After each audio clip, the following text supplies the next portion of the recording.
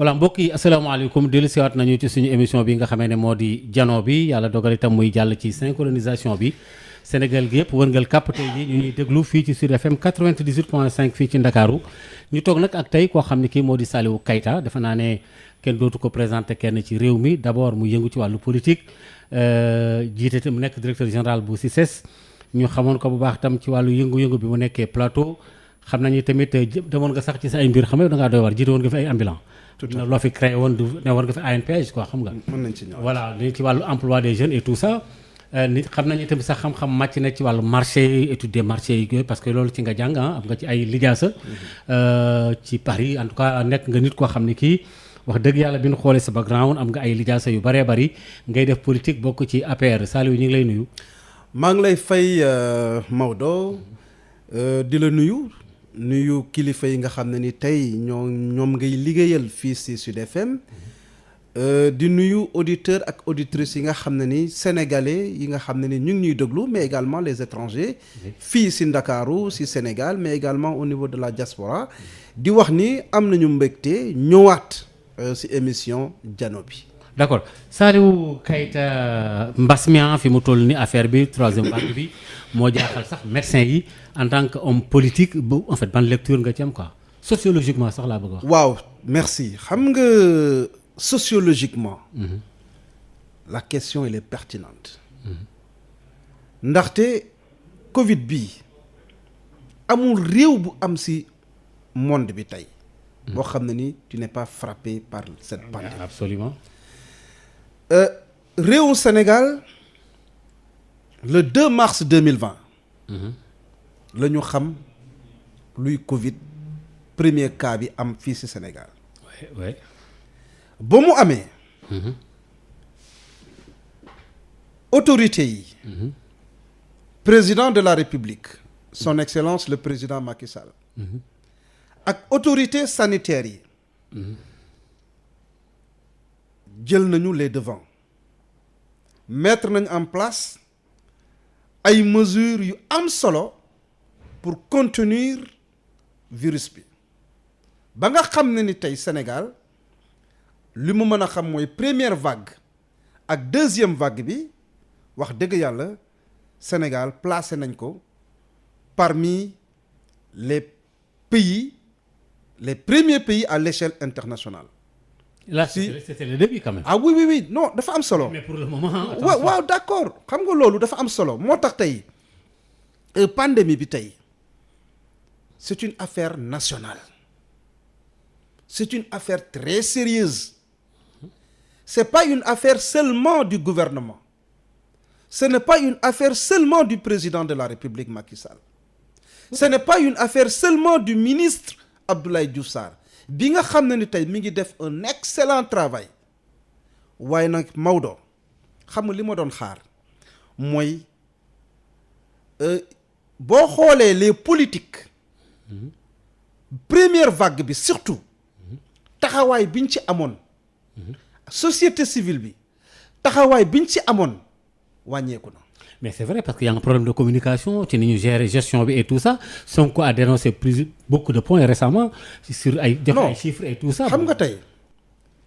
quand man les politiques man pour man da nga def allusion à l'opposition. non tu sais aujourd'hui li ma mën a jàpp mooy le président de la République Macky Sall. oui teg na fi ay jéego yu am solo mais dama ni c'est une affaire nationale. bugguma di wax ay tur. oui mais loolu ñëpp ko xam affaire nationale. non dama bëgg a wax di bugguma ji si wax ay tur. waaye lenn moom am na. rajo lay wax ay homme politique jël nañu kàddu bi di wax ni lépp lu gouvernement yi lu ñuy def ni ay kasaw la. di nekk ci presse ci réseaux sociaux bi nga xam ne ndaw ñi fa la ñu gën a nekk di def de la manipulation. di def li ñuy wax par exemple ay fake news. mais vous utilisez le mot manipulation xam nga. manipulation de la jeunesse sénégalaise une partie de la jeunesse sénégalaise xam nga li ma doon xaar. jeunesse bi amuñu benn conscience dañ leen di manipuler daal comme des. non xam nga man je suis jeune. oui d'accord mais quand même. xam nga dama ne une partie de la jeunesse sénégalaise yi nga xam ne ni ci biir réseaux sociaux yi wax dëgg yàlla kàddu yi ñu doon dégg mais ñenn yi dañu jël yenn kàddu yi tey la ñuy bëgg di rectifier moo tax ma ne la émission moi je préfère pas wax ci tur mais lii am solo mooy j'attends muy homme politique yi muy société civile bi wax dëgg yàlla nañu dem vers ce qu'on appelle la communication sur les risques de cette pandémie pour un engagement communautaire Maodo loolu moo tax tey. da ngay yaakaar société civile amuñu conscience bi ngay wax. non li may wax mooy ah oui société civile bi am nañu conscience bi mais dama ni si biir société civile bi am na ñoo xam ne ni ils sont encagoulés. Ah bon? C'est des politiciens cachés. Ah qui bon? ne disent pas le nom. Dans la société civile. mais dama ne am na fa am nañu coloration politique am na société civile boo xam ne ni tey il joue le véritable rôle de la société civile mais si biir société civile bi laa wax je répète encore ñu si bari ñenn yi coloration politique ce sont des politiciens encagoulés. mais Saliou Keita li nga wax nii garaaw na de c'est vrai qu'on n'a pas besoin de citer de nom mais c'est comme si société civile bi na mu waroon a taxawee bu ko quoi en d'autres termes. non xam nga damay jël société civile benn exemple ku mel ni Mandiaye Cissé. Oui. Il est excellent. Il fait du beau boulot. Il donne des propositions. Oui. Et di ko féliciter au passage. Cooptation bi nga xam ne ni dugal nañ ko à l'ARMP. Je suis expert en marché public. Oui, je sais. Je sais tey les marchés publics duñ fa yóbbu n'importe qui boo amul une certaine moralité. C'est pour cela au passage je le félicite et je l'encourage. On a besoin de ça. Sénégal genre boobu la soxla mais Maodo xoolal tey le nombre de décès nu mu yokkoo vous pensez que c'est pas inquiétant? Non, c'est inquiétant mais c'est très inquiétant. maintenant effort yi nga xam ne ni tey état bi mi ngi koy def tey boo xoolee en termes stock gaz oxygène bi on parle de 100 mètres cubes 35 centrales yi nga xam ne ni tey war nañ ko jot le 12 août. bii nii mais xam nga tey effort yooyu nga gouvernement di ko def mais nañu ànd ak président jàppale ko encourager ko waaye y a des nihilistes lépp lu président def baaxut président bu tabaxee jàkk baaxul bu tabaxee église baaxut église baaxul jàkk baaxut. Il faut que les gens arrêtent aussi quoi. D'accord. Gis nga les pays de la sous-région. Oui. Mais ñun dañuy voyager. Président Macky Sall. Ah oui. lu baax la ñuy wax ci moom. ñoom bu doon seen sago am un président de la République ku mel ni Macky Sall. dama ni souvent on dit on n'est pas roi chez soi. D'accord. Mais nous avons un très bon président de la République bi nga xam ne tey bu nekkutoon moom tey. mbir mi ay mesures yi nga xam ne teg na ko affaire bi mënoon na grave léegi nag il faudrait que ñu jàpp ni c'est une affaire qui concerne tout le monde il faut que ñëpp dugal ci seen loxo comme nañ ko defee ci première vague bi il faut pas ay politiciens taxaw nañu fii di ñaan yàlla fii am troisième vague oui ou non. ñaan non. dama ne politicien taxaw na fii Sénégal. oui naan troisième vague dina am. waaw mais ñaanu ko. C'est juste. Mais voilà, c'est pour vous dire que réew c'est pas une petite affaire. Réew c'est pas une petite affaire. Il faut avoir de la maturité. D'accord sëñ Saliou daan ci dikkaat léegi ci wàllu Covid bi en tout cas mënuñoo jeexal émission bi te dikkaatuñ ci yaa ngi ci CICES il faut ñu wax ci tuuti parce que yow lañ ko dénk directeur bi nga xamee ne xam nga moom mooy daanaka centre boo xam ne commercial ci biir Sénégal boo xam ne at bu nekk da ngeen def ay activités et tout. Est-ce que pour le moment am nga bilan. bilan bu rëy. ah bon ci Sénégalais yi ñu ngi siy teg bët.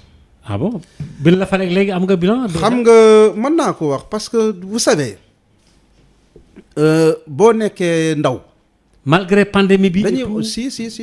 mais yow tamit ñëpp traversé nañ problème yi. non xam nga oui xam nga tey dama yegg si. wax naa leen ni le 2 mars 2020. le Covid tàmbali fii ci Sénégal. oui. mars avril mais le 24 juin lañ ma nommé directeur général bu CICES. Oui. Le 22 juillet lañ ma installé à la tête de la direction générale du CICES, le Centre international du commerce extérieur du Sénégal, et non la foire, parce que foire c'est une activité. Oui, je sais. lu tax may wax loolu mooy que sénégalais yi bañ a jàpp ni centre bi mission c'est juste organiser une foire pendant l'année et croiser les bras. C'est pas ambitieux, ce n'est pas ambitieux. waaye yow mi ambitieux yow loolu. moo tax bu ñu yegsee dañu def l'état des lieux. de prime abord moom nga. yegsi rek état des lieux. d'accord. L'état des lieux li mu révélé mooy que tey le CICES, le Centre international du commerce extérieur du Sénégal, date de 1974. Oui. Donc aujourd'hui CICES est frappé li ñuy wax la vétusté de ses infrastructures. Donc forcément dañ ko war a réhabiliter pour répondre aux normes internationales. lu tax ma koy wax parce que le CICES, parc d'exposition et de congrès, te mission am tey c'est la promotion de l'expansion économique du Sénégal dans tous les secteurs d'activité sous toutes ses formes. Kon on est frappé par la vétusté. ñu fexe bay tey ba la fondation Getty au Canada mettre à la disposition du CICES un montant pour ñu dem vers ce qu'on appelle la première phase pour l'étude pour réhabiliter le CICES. Di saluer le président de la République à ce niveau. Est-ce que loolu def nañ ko wala c'est toujours dans le projet? Mais non. C'est déjà fait. C'est acquis. Ok, d'accord. Semaine passée, nous avons tenu première réunion bu ñu def avec l'architecte du palais de la République pour démarrer la phase étude muy benn. Mais boo ñëwee CICES également CICES étude état des lieux bi dafa révéler que le CICES est frappé par ce qu'on appelle la réduction de son périmètre géographique. C'est depuis Ablaye Wade. waaw foofu c'est intéressant, c'est depuis Ablaye Wade. Oui. looloo tax ma ne ni Ablaye Wade, le président Abdoulaye Wade avait raison. D'une part xam nga lu moo tax mu am raison parce que les infrastructures appartiennent à l'État du Sénégal. Man ba ma yegsee dama fekk ni convention de concession bi nga xam ne moo lié l'État du Sénégal et le CICES dafa expirer. Comme dafa expirer depuis 2009, mais samay prédécesseurs n'ont pas eu le temps certainement fexe ba ñu renouveler ko. Tey posé nañ ko sur la table ba nga xam ne tey convention bi waxuma sax dañ ko war a renouveler, mais il faut que ñu céder ko au CICES. buñ ko céder bu boobaa état bi dootul mën a nekk dans une posture pour def ay lotissement à usage d'habitation. Xam nga lu tax ma koy wax CICES au départ c'était 107 hectares 107 hectares. Tey on fait moins de 30 hectares. Alors que parc d'exposition ay kër lañ ko def. parc d'exposition bi nga xam ne moo nekk par exemple Alger c'est plus de 100 hectares te ñoo ñëw Sénégal mettre en place tey jii le centre bi. Le président Senghor avait une très très très belle vision. Ouais. Notre génération amuñu droit de trahir cette belle vision. Président de la République Macky Sall a compris, mu jox ma orientation, jox ma une feuille de route, ñu nekk ci. Waaye Maodo rajo lay wax tey le CICES fait face à des prédateurs fonciers. Des prédateurs fonciers. Mais c'est terrible li ngay wax nii. Xam nga moi j'ai pas peur. Non mais d'accord, mais mënuñu ñëw di ko effriter. Dama ni waxtu bu may wax ak yow nii il y a des Sénégalais qui se disent avoir des baux à l'intérieur du CICES. te li ma mën a wax encore il y a des opérateurs économiques qui sont à l'intérieur du CICES biir CICES di liggéey biir CICES fexe ba liñ leen loué woon ñu fexe dugg ci administration bi bu ñu jox leen ay bail ay baux. Ah mais il faut remonter l'histoire ngir dem. non xam nga remonter l'histoire mooy xam nga ku nekk man li may wax mooy mais c'est terrible. sama maam moomul lenn maamu keneen moomul lenn président de la république moo am si man confiance teg ma sama mission dinaa ko def ba mu mat sëkk les hommes disparaissent l'institution demeure. mais kan moo joxe suuf si. mais en tout cas le président de la république dama bëgg a ñëw le président de la république. oui. man ba ma yegsee état des lieux dama liggéey si benn maquette futuriste pour waxtaan ak président de la république ne ko li nga ma dénk ba ma defee l'état des lieux ba pare xool perspective yi xool mission bi nga xam ne ni CICES war na ko jouer pour l'expansion économique du Sénégal may saluer au passage le ministre madame le ministre Assome Diatta wax dëgg yàlla elle me facilite le travail te mi ngi ñëw duggal ci loxoom ba nga xam ne tey on est en train de repositionner le CICES. J'ai été à Paris. oui mais d'accord. reçu tey tout cela kay tey bon mais li nga problème bi mooy yow li nga wax da ngaa def benn révélation fi ngeen war a toog pour liggéey fa nga ne ay kilifa nga ñëw di jël suuf si. mais moom loolu gars yi koy def. xam nga sama maas gi kay xam nga ne. xam nga dina leer loolu moom dina leer en tout cas moom laa lay wax ni ba ñu travailler sur une maquette futuriste ñu man dama jàpp ni tey. CICES bii il faut en faire un centre des affaires. de la promotion culturelle mais également des loisirs ñun dañu am ambition. Saliou Keita mooy wax ñun dañu am ambition dañu bëgg a prouver liggéeyal Macky Sall sénégalais yi kontaan. liggéeyal Sénégal bàyyi leen wax. non dañuy waxtaan. bàyyi leen expression liggéeyal Macky Sall. Macky Sall est là pour dama ni Sénégal. man mais ñun bu ñu liggéeyalee Macky Sall sénégalais la ñuy liggéeyal. mais expression tey xam nga non xam nga tey président de la république tey fi mu toog askanu Sénégal ñoo ko fa tey. léegi nag. moom askan bi dañ ko ne liggéeyal ñu président délégué ñu président moo ñu délégué moom la ñuy liggéeyal mais bu ñu liggéeyalee président askan bi dañuy kontaan ci président de la république. moo tax tey man lépp lu may def biir CICES maa ngi gis l'image du président de la république j'incarne l'image du président Macky Sall. d'accord mais kon li may wax mooy dama ko dem. est-ce que problématique bi nga soulevé dama ko seeti moom lay wax. dama ko dem seeti. ma ne ko monsieur le président de la république est-ce que tey. yow yaa joxe sa aval pour que mu am ay lotissement au niveau du CICES président de la république li mu tontu mooy benn hectare bu ko kenn laal à usage d'habitation loolu koy leer na. waaw mais là loolu il faut concrétiser ko xam nga loolu c'est. mais loolu ñu ngi ci maintenant moo tax ma tey maintenant moo tax dama ne président de la république il n'est pas partout. waaw mais yow mi ko fa nekkal comme yow président nee na la. mais dama ne ñooñu mais ñi fay am baay. ñi fay am ay boo mais ñooñu man j'ai pris mon avocat dossier naa ko yóbbu si avocat droit moo leen ko jox comme li ñuy wax mais droit dina ko casser parce que illégalement lañ ko am. d'accord rajo laay wax ñu ngi may dégg. d'accord ñi leen ko defal.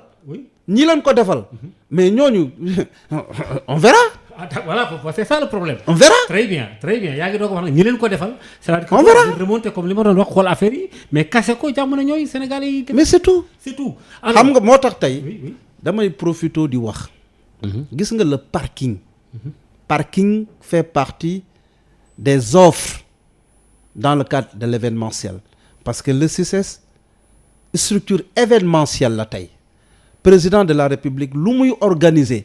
ñun waa CICES war nañ ko dem montel ko lépp mu ñëw yéeg def conférence am dem loolu tey boo demee tey en France G11 mais ñoom 14 juillet ñoom ñooy installer affaire yi CICES c'est ça sa mission on est événementiel état bi war na gunge CICES jox ko ba nga xam ne ni tey lépp lu manifestation bu gouvernement bi di organiser le CICES mooy ñëw installer leen lépp c'est ça notre mission.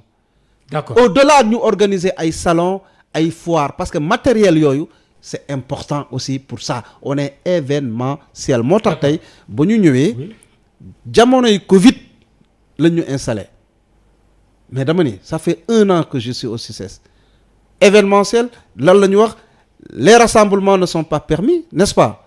kon il y a pas d'activité parce que suñuy activité yëpp rassemblement la et pourtant ça fait 1 an salaire tardé wul biir CICES xam nga lu tax j'ai organisé une assemblée générale avec tous les locataires wax leen la situation qui est là ñoom c'est des opérateurs économiques wax nañ ni ñoom ok pour ñu yokk encore les salaires les locations prix location ça va poser problème mais quand on compare location bi nit ñi di def si biti ak lu ñuy def biir CICES mais y a pas photo CICES c'est comme si dañ leen ko may j'ai dit non il faut tout corriger on a corrigé la situation ba nga xam ne ni tey avec des partenaires qui m'accompagnent oui j'ai trouvé des partenaires ay partenaires yoo xam ne ni ñu ngi ñuy accompagner ba nga xam ne ni tey on est en train de reprendre les activités et salaires yi ñu ngi koy fay correctement je pense que li am solo mooy CICES patrimoine la patrimoine économique Sénégal gépp comme patrimoine culturel d'accord na si ñëpp dugal seen loxo mooy parce que tey les gens bu ñu bëggee jóg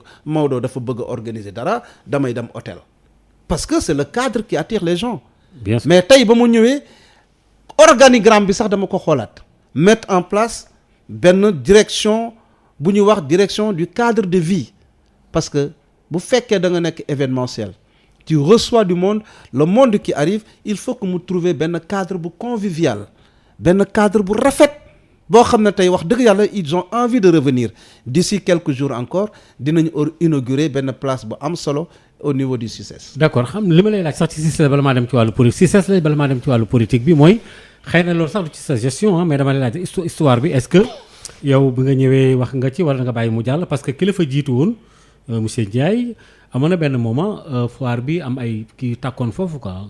benn foire ay. waaw bon xaw ma nag yow c'est gestion. waaw c'est vrai l'État c'est la continuité. voilà xaw ma en 2015. oui. je pense que 2015 xam nga y avait amoon na incendie si pavillon yi foofu. Marocains yi foofu. loolu aussi sénégalais yi yëpp indemniser nañ leen. kenn yore kenn. dama ne sénégalais yi yëpp dañ leen indemniser. maanaam jox nañ leen seen ndàmpaay. jox nañ leen ñan ñoo des ce sont les étrangers. ouais. étrangers yooyu c'est surtout le Burkina Faso. may saluer au passage l'actuel ambassadeur monsieur Compaoré son excellence Compaoré ba nga xam ne dem naa ko seeti waxtaan nañu ba jël dossier bi tey est entre les mains de l'agence judiciaire de l'État mi ngi ci agence judiciaire de l'État Burkina Faso am nañu koo xam ne ni ñoom dañ ko defal procuration kooku ñëw na Sénégal dem na au niveau de l'agence judiciaire de l'État dossier bi su ma sañee sax ma ne suba ça va se décanter mais personnellement j'ai décidé de faire le déplacement à Ouagadougou rencontrer les opérateurs économiques du Burkina Faso bi nga xam ne ni le ministre du commerce bu Burkina Faso Salif Compaoré waxtaan nañu au téléphone le responsable également de la chambre de commerce de Burkina Faso waxtaan nañu dinaa fa dem toog ak ñoom ñoom ñëpp ñu waxtaan pour dalal seen xel pour que ñu mën a gën a ñëw dellu parce que dëkk yi di participer parce que la FIDAK bi nga xam ne ni c'est l'activité phare du CICES il y a plus de 40 pays qui arrivent looloo tax tey ñun ñu jàpp ni la destination Sénégal CICES mi ngi koy travailler di saluer au passage sama xarit le directeur général Pape Mao Diouf bi nga xam ne ni il est dans le secteur du tourisme ñu waxtaan pour le maïs Sénégal mais également ñu fexe ba nga xam ne ni képp koo xam ne ni da nga ñëw visiter le Sénégal pour la première fois à travers le CICES FIDAK bi ñu fexe ba nga ñëwaat loolu yëpp ñu ngi koy di et moo tax que boo ma waxee en termes de qu'est-ce que nous avons fait ma ne la oui am nañu bilan parce que tey il y a ce qu'on appelle le CICES transport CICES transport mooy lal mooy que ñun suñuy activité ay exposants ak ay congressistes ñooy ñëw parce que nee naa la le CICES c'est un parc d'exposition et de congrès mais exposants yi ak congressistes yi bu ñuy ñëw aéroport la ñuy ñëw Maodo moo tax le président Abdoul Senghor ba muy créer fii CICES bi dafa tenir compte de sa proximité avec l'aéroport de Dakar yaa ngi dégg mais tey l'aéroport est à Diamniadio et muy profiter pour wax ni je réclame di demander les autorités du Sénégal ñu mettre à la disposition du CICES le parc des expositions de Diamniadio. Ah bon? Ah oui parce que xam nga lu tax ñun ñoo am expertise pour gérer l'événementiel. Le parc des expositions de Diamniadio c'est de l'événementiel. loolu bindu ko nga nekk fii ci mais loolu def nañ ko ba pare. ah bon li ma war a def naa ko ba pare mais dama ni man Saliou Keita bi nga xam ne ni kenn ñoruma lu dul réewum Sénégal ak président de la République bi ma fi teg liggéeyal ko ñëpp teg si bët tey parce que foo mënta dem tey pourquoi nit ñi di dem di organiser bàyyi CICES di dem si hôtel yi parce que cadre bi moo leen fa yóbbu mais bu fekkee ñun ñu ngi nekk pour réhabiliter le CICES mais en attendant bu ñu joxee le parc des expositions d'une part c'est moderne d'autre part suñu exposants yi fu ñuy jógee à l'aéroport jege na foofu proximité bi ñu amoon au départ avec l'aéroport de Dakar dinañ ko am foofu mais encore une fois di wax ni loolu mooy CICES transport parce que exposants yi congressistes yi bu ñuy ñëw ils vont exprimer des besoins donc chaque besoin ñun waa CICES war nañu proposer ay offre de service moo tax le besoin de se déplacer CICES transport. D'accord. Léegi nag après CICES transport ñu ne restaurant hébergement. am na fu ñu war a dëkk. boo ñëwee CICES tey y a de l'espace qui reste là-bas espace foncier bi fa des dama bëgg réaliser benn centre d'hébergement balaa. Prédateurs yi ñëw di ko jël un centre d'hébergement bi nga xam ne tey nit ñi bu ñu ñëwee ñu loger leen foofu mais qu'est-ce que je fais je travaille avec des privés yooyu ñoo mettre en place le CICES transport privé yooyu laa àndal tey def CICES hébergement parce que tout simplement xoolal le conseil d'administration du CICES il y a que le secteur privé il y a pas autre chose loolu tax ma ne CICES tey secteur privé bi moo ko moom li ñu wax secteur privé on parle également de la société civile pour sensibiliser aujourd'hui les Sénégalais pour que Sénégalais yi jàpp ni CICES c'est pas une affaire de Sandaga. D'accord. Mais c'est une affaire d'économie. D'accord. Donc CICES transport, CICES hébergement, mais également CICES restauration. D'accord Saliou Keita mais Saliou Keita wax nga ko léegi sax APR nga bokk mais yow da nga mas a bokk PDS wala. musuma def PDS. jamais mosoo dugg ci beneen. j'ai été formé à AJ/PADS. ah oui très bien benn parti laa def si àddina. balaa mooy ñëw si. APR. et je peux m'expliquer. AJ may saluer au passage.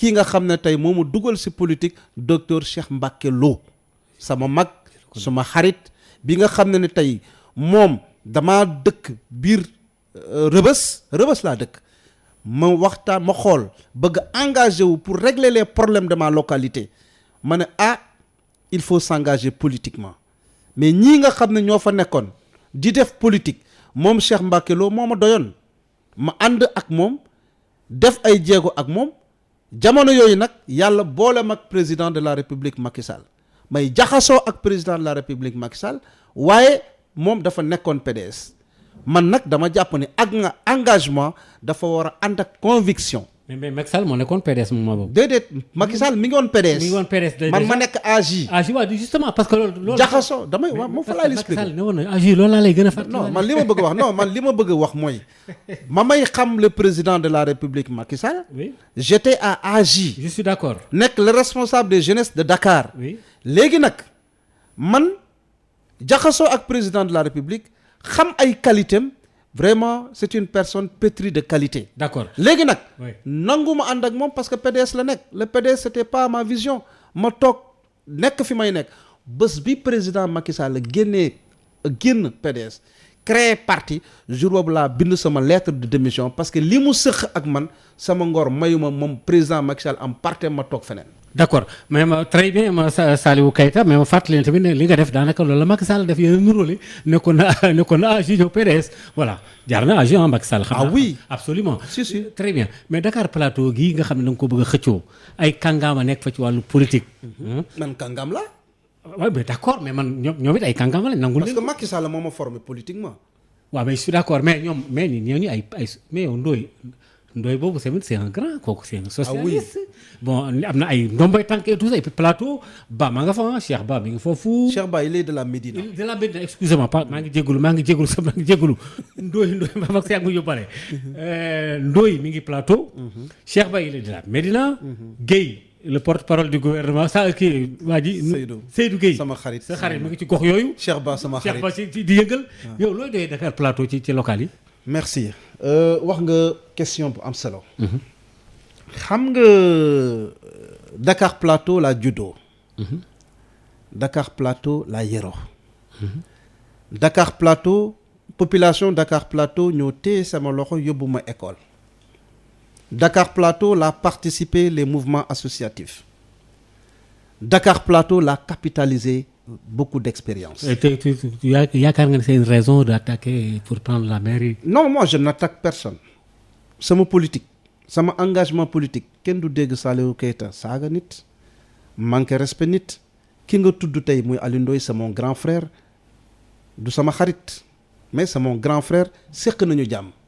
Simplement mais en politique. non damay waxtaan rek. Oui. seq nañu jàmm je ne le fréquente pas il ne me fréquente pas je ne l'appelle pas il ne m'appelle jamais mais donc di wax ni waaye lii am solo mooy jàmm seq nañ ko bokk nañu tey Dakar Plateau benn dénominateur muy Dakar Plateau les populations de Dakar Plateau. bokkaat Benno Bokk Yaakaar.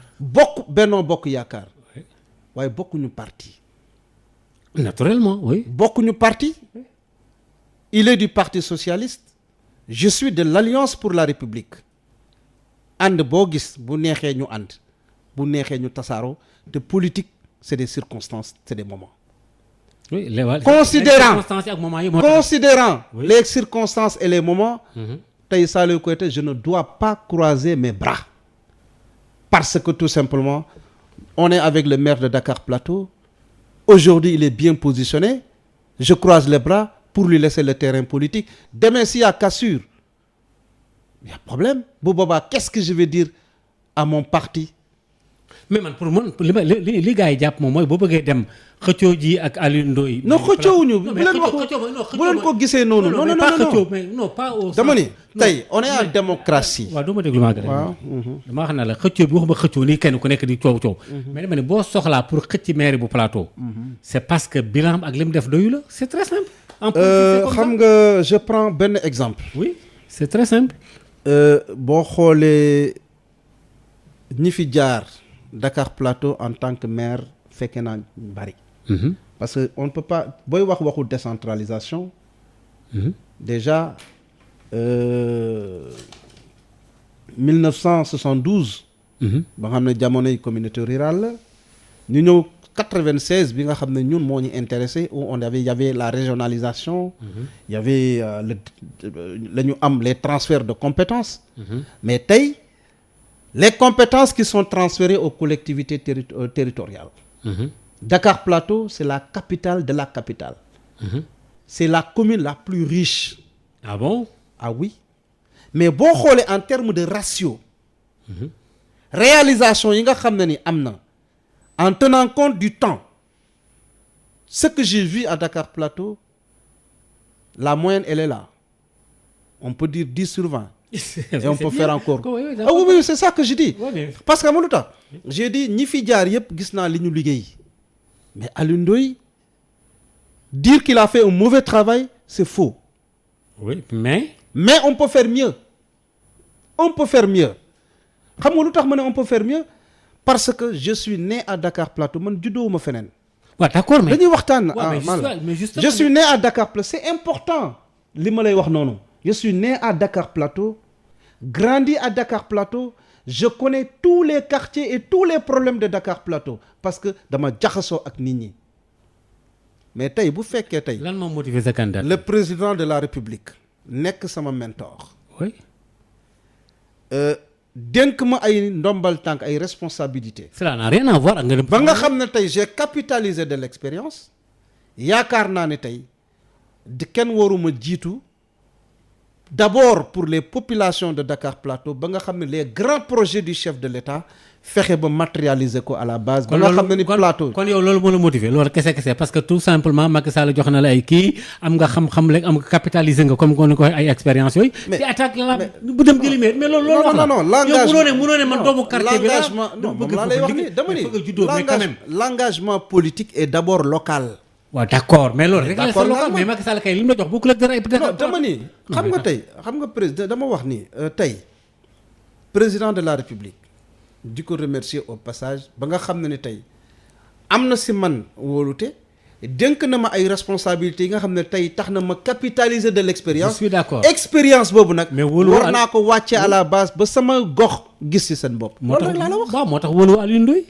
ah c'est non clair affaire bi kay. non c'est pas une question de wóolu. non wóolu sur le plan non sur le plan politique quoi je veux dire yow plateau ku ko jiite tey boo sañoon tey da ngay jël mairie ba Saliou Keita dañu waxante dëgg da ngaa déclarer sa candidature. mais je déclare non j'ai déclaré cela veut dire quoi cela veut dire que Alioune Ndoye da ngay nar a dem def campagne pour jëlee ko fa. dama ni c'est très clair. dama ni ndegam da nga ko mën nag foofu la tey man ak samay nit. oui.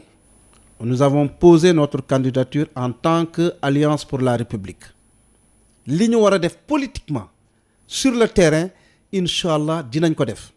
oui loolu nag. oui ça ne veut pas dire que ñun on n'est pas dans un esprit de solidarité. non xam naa tey ji xam nga lu ma bëgg a wax mooy ñun on est de Benno Bokk Yaakaar. loolu na leer. kon kay bu leen xëccoo seen biir. déedéet xaaral ma ñëw bu fekkee Benno Bokk Yaakaar li ñu bokk et nous sommes disciplinés mais li yàqul dara si cin li ñun ñu ngi liggéey nee nga Alioune Ndoye mi ngi liggéey mais bu ñu liggéeyee ñun ñëpp ëllëg mais si c'est Alioune Ndoye le candidat de Benno Bokk Yaakaar wallahi dañuy ànd ak moom liggéey pour la victoire de la liste de la mouvance présidentielle. su fekkee ne Macky Sall tànn na ko comme yéen Macky. mais loolu laa leen wax su fekkee Alioune Ndoye lañu tànn il faut pas que nit ñi ñu yaakaar ni mais par la force dañu war a ànd ak le maire actuel mais c'est faux lu tax nooy def loolu il est politique je suis politique ba muy engagé wu politiquement daf ma tàggu.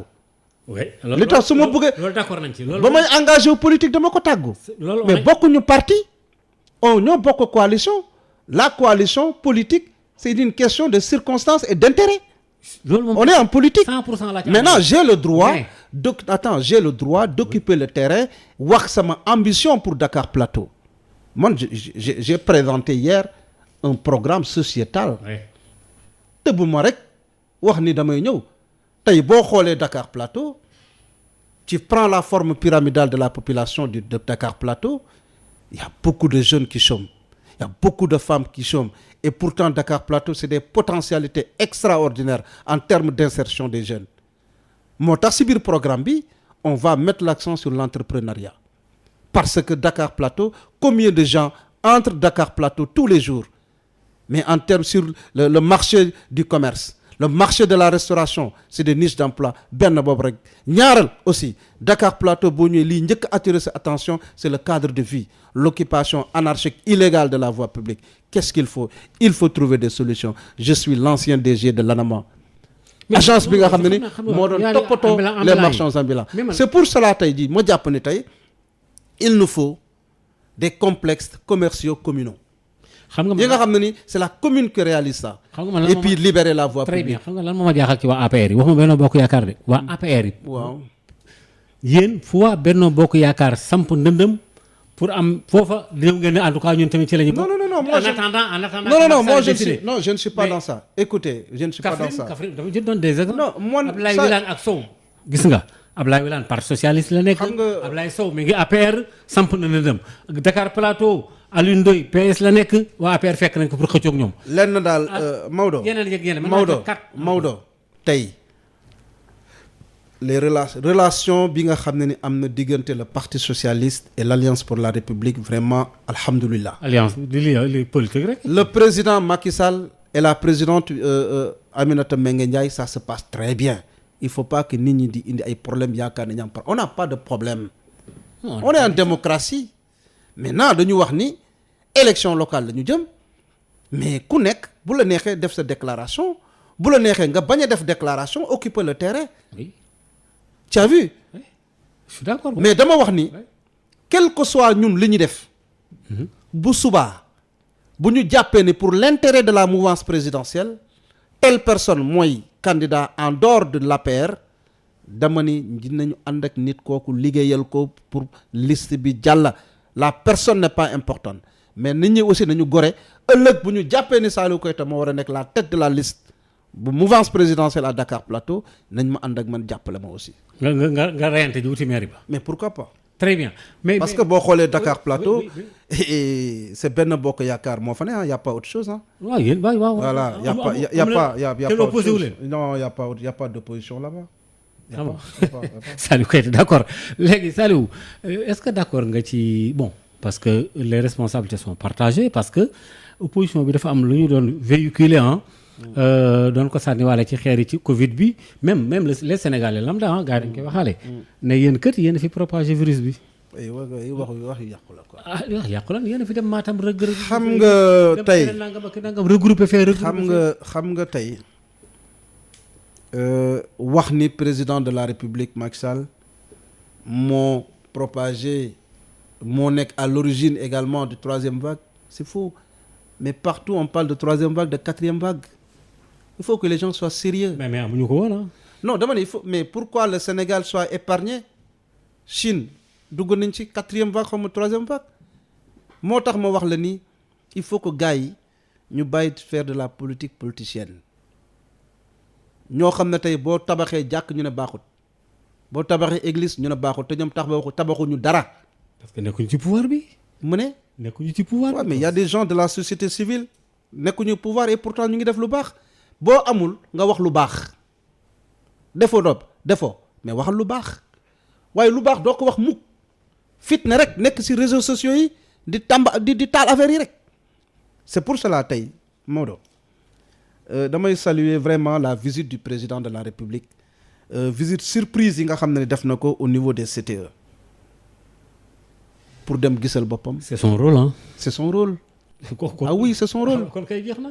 mais après loo si gis il est dans son rôle. mais après loo si gis. oui ay nit taxaw fii way dañu jël nañu matériel bi dem jaay ko fii dem jaay ko fële mais fii xam nga il faut que gars yi bàyyi wax yooyu c'est-à-dire que li am solo mooy nañu encourager les autorités sanitaires sunu médecins yi sonn nañ sunu infirmiers yi sonn nañ ak ñeneen képp koo xam ne personnel de santé la may au passage ma leen di encourager di leen féliciter di leen ñaanal. d'accord parce que loolu mën ma ko ci woon a bañ a ñambaas mais liste électorale yi gars yi tàmbali nañ révision yi et tout ça mais am na lu ñuy ruumandaat ci suuf am na ñu ñaan ay certificat de résidence yi gars yi nee nañ am na ay affaires yu ci am gars yi daal seen xel dalul de. waaw léegi nag opposition bi sax depuis dialogue politique bi ba léegi seen xel dalul parce que nee nañ comme léegi Macky Sall moo ci yore cëggal guyam am na ay points accord am na ay points désaccord yoo xam ni fi mu toll nii moo am sax ñoo xam ne Macky Sall mooy tranché waxagu ci ba léegi dafa am ay plusieurs points d'interrogation yi ne ci kanamu gars yi. léegi lan mooy solution bi dañuy bàyyi rek ba Macky Sall ne bon léegi def leen nii le janvier 2022 gën a tëll Keïta dem fële Dakar Plateau samp ndëndëm opposition bi ne non lii du yoon parce que dañoo sàcc coow li da koru opposition bi dama leen wax ñu bàyyi wax bu bari wàcc le terrain liggéey xool ndax Sénégalais yi bëgg nañ leen wala déet. mais ñu ngi liggéey ñu ngi mais ñu ngi. dama ni opposition bi nañu wàcc. waaw mais xam nga ñu ngi opposé dañuy pëndal rek. mais yow lan la nit di pëndale ci opposition bi. génn bu la neexee nga bañ a citer benn nom mais man naa ko citer Ousmane Sonko par exemple je donne l'exemple de Ousmane. wala Mamadou Diop Decroix. wala Decroix wala ku la neex mais Sonko dafa génn léegi attaqué Sénégal position bi mu amoon au début ci Covid bi. ak en ce moment yeneen réew ni ñu rawee en terme de gestion ni ñu ko doon. dama bëgg a laaj affaire yi Maodo. ba noppi il a donné les chiffres. à l'appui même. Maodo devant tout le monde. Maodo boo bëggee Sénégalais yi. Ousmane Sonko ko def de man. damay waxtaan rek. boo bëggee Sénégalais yi jàppale Sénégalais yi. wax ma ban presse yéen yëpp vous êtes de la presse wax leen ma fan la Ousmane Sonko génn di indi ay soutien par rapport ak Covid bi. c'est pas non mais attends c'est pas de son rôle lui. non dañuy waxtaan mais non xam nga tey xoolal même des jeunes du quartier dañuy dajale seen xaalis 100 francs 200 francs jënd ay masques jox askan bi am na ñoo xam ne amuñu 100 francs bu ñu jëndee masque est-ce que benn masque 100 francs sax maye na ko. non gis naa nag man de gis naa ci boori ay Kër Massar ak yeneen parti waa Pastef ñuy defar ay eau de Javel di jox ay nit. tu m'as parlé si c'est moi franchement. non tu parles individuellement. mais franchement man la personne ne m'intéresse pas. ay ñëw di wax ay turu nit. ci émission moi je n'aime pas mais li ma mën a wax mooy man dama am sama benn leader muy Macky Sall kooku mën naa ko tudd wax lu baax lu muy def parce que sénégalais loolu lañ ko falee. yii baax yi wax ñu wax ko. Ousmane Sonko bu koy def xam nga ba xam yow mën nga ko bañ a yëg. je sais pas. kon kay bul kooku buy mayee big sax Sénégal yëpp nañ ko yëg. big bii laa bu koy mayee Sénégal yëpp yëg ko. ah bon ouais. Pourquoi.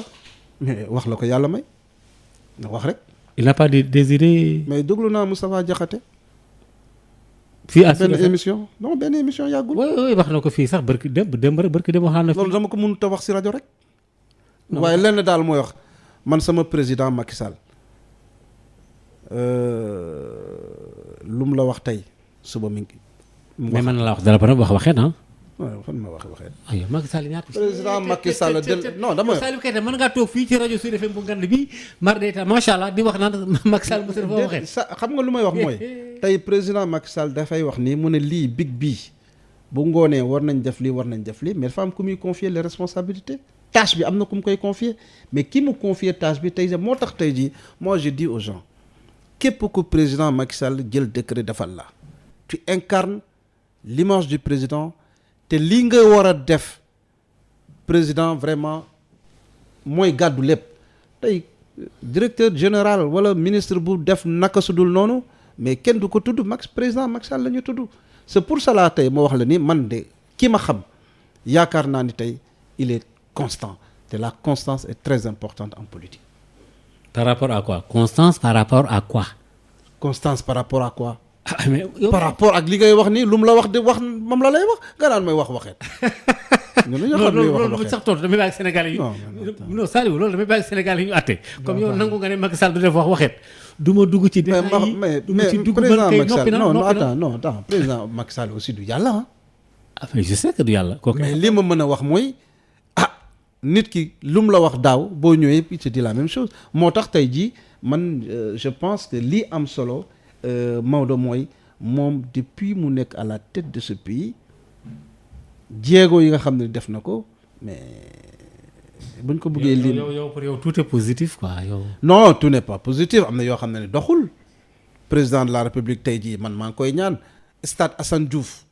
très bien stade Assane Diouf. mais très bien benn ngoog. mais dañuy waxtaan. et yaa wax léegi ci prédateur. non tey jii les prédateurs fonciers du CICES là mais wax dugal na si loxoom. bu kenn laal un seul mètre carré à usage d'habitation. tey loolu c'est des propos. tey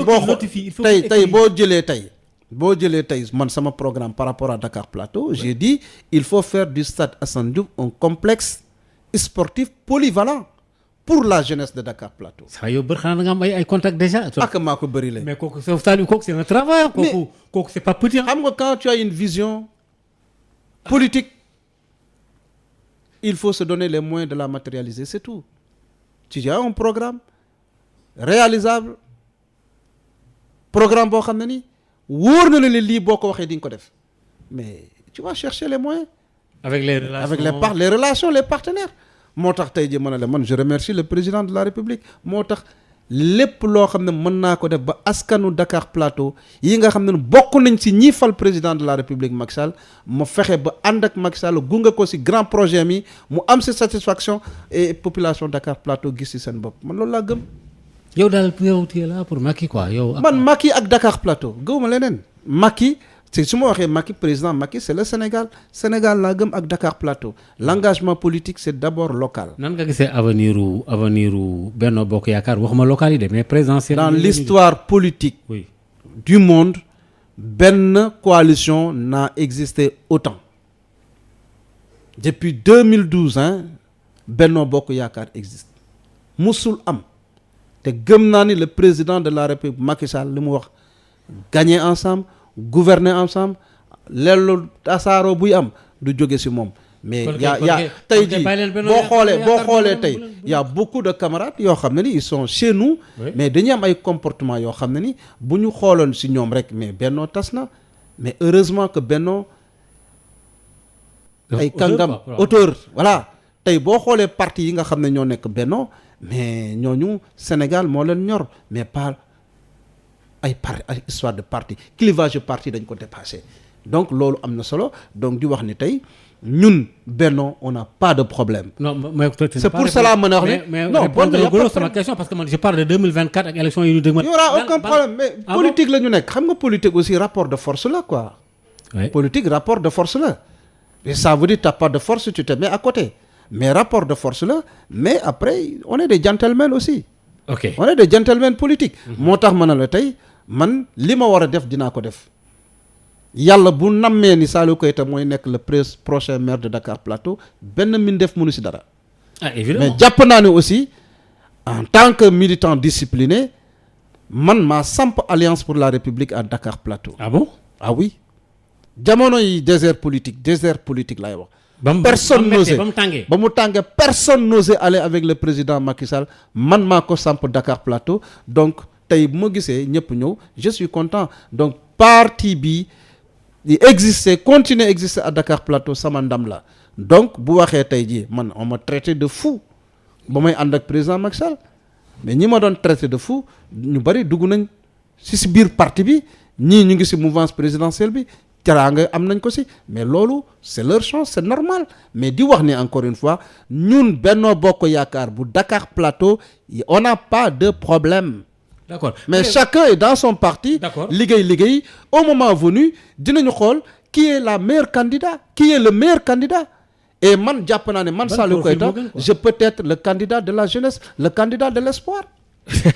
Bon courage ci jëmale sa kanam. mais bon, bien sûr absolument bon dans 2 minutes parce que Saliou Keita dama laa bëgg a laaj lu historique quoi lu yàgg. mais yow bi nga nekkee Adama la xaw ma ambulant yi lu mais affaire boobu yombul de. waaw ba léegi mais nag c'est vrai que nag ba léegi am na ambulant mais bon. xam nga secteur très risqué. très bien xam nga marchand ambulant. moo tax tey. waaw le président Macky Sall. ba mu mettre en place. le ministère chargé du secteur informel. oui. Ah non damaa tàccu et de l'artisanat parce que le secteur informel 97% de notre tissu économique est porté par le secteur informel et que tey le président de la République tey bu jógee bu mettre en place le secteur informel c'est important mais boo jëlee secteur informel l'activité la plus dominante est celle du commerce qui occupe 42%. Donc ça veut dire quoi? Président marchand ambulant yi boo xoolee marchand ambulant yi 91% ay ndaw la ñu te marchand ambulant yi Dakar boo yegsee rek plateau la ñu nekk HLM. Donc looloo tax tey jii man ma jàpp ni marchand ambulant yi Abdoulaye Wade président Abdoulaye Wade avait une idée mais président mu tuddee ko ASMA agence pour la sédentarisation des marchands ambulants. Mais président Macky Sall bu ñëwee c'est devenu une vision.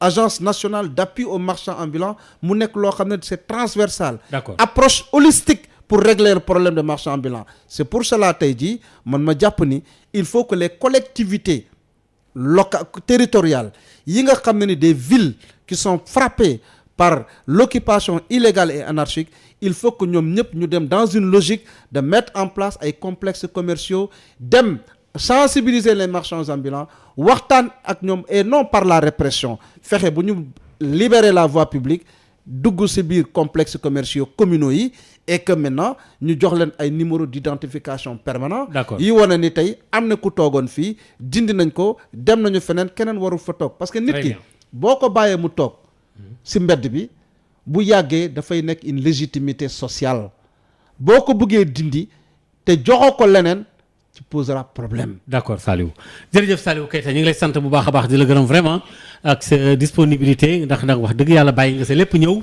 def nga liggéey bu am solo bàyyi lépp ak fii jamono bi toll. ñu fexe ba loolu tamit ñu ngi la ci sant bu baax a baax di la gërëm. en tout cas li ñu la mën a xamal rek moom mooy fii nu toll nii tembe def nga fi waxtaan boo xam ne moom xam naa ne moom Macky Sall moom xam nga koo xëpp cere ji quoi. waaw maanaam jàppal ko cere soow ji quoi. d'accord xam naa beneen dimanche incha allah mbokk yi daañu dikkaat ci beneen gan ñu ngi lay sant bu baax a baax di la gërëm. merci beaucoup wasalaam merci. jërëjëf.